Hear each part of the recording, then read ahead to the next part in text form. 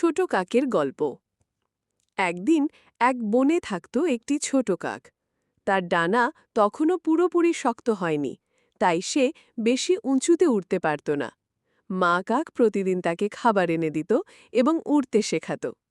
একদিন ছোট কাক খুব কৌতূহলী হয়ে বলল, মা, আমি নিজেই খাবার আনতে যাব। মা কাক প্রথমে চিন্তা করল, তারপর বলল, ঠিক আছে, তবে সাবধানে যাবে, গাছের ডাল থেকে বেশি দূরে যেও না। ছোট কাক আনন্দের ডানা মেলে উড়ল। উড়ে উড়ে সে এক নদীর পাড়ে গিয়ে বসে দেখল পানির মধ্যে ছোট মাছ খেলছে। হঠাৎ সে দেখতে পেল এক মাটির হাঁড়িতে কিছু ভাত আছে। কাক ভাত ঠুঁটে নিয়ে খেতে শুরু করল। হঠাৎ এক বিড়াল লুকিয়ে কাছে এসে তাকে ধরতে চাইল। ছোট কাক ভয় পেয়ে জোরে ডানা ঝাপটিয়ে আকাশে উঠে গেল। সে যতদূর সম্ভব উড়ে গিয়ে আবার নিজের বাসায় ফিরে এলো। মা কাক তাকে জড়িয়ে ধরে বলল, দেখলে তো, বাইরে সবসময় বিপদ থাকে, তাই সাবধানে থাকতে হয়।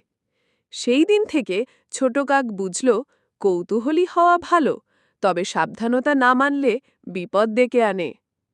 শিক্ষা: কৌতূহল ভালো, কিন্তু সাবধানতা না মানলে বিপদ ডেকে আনে।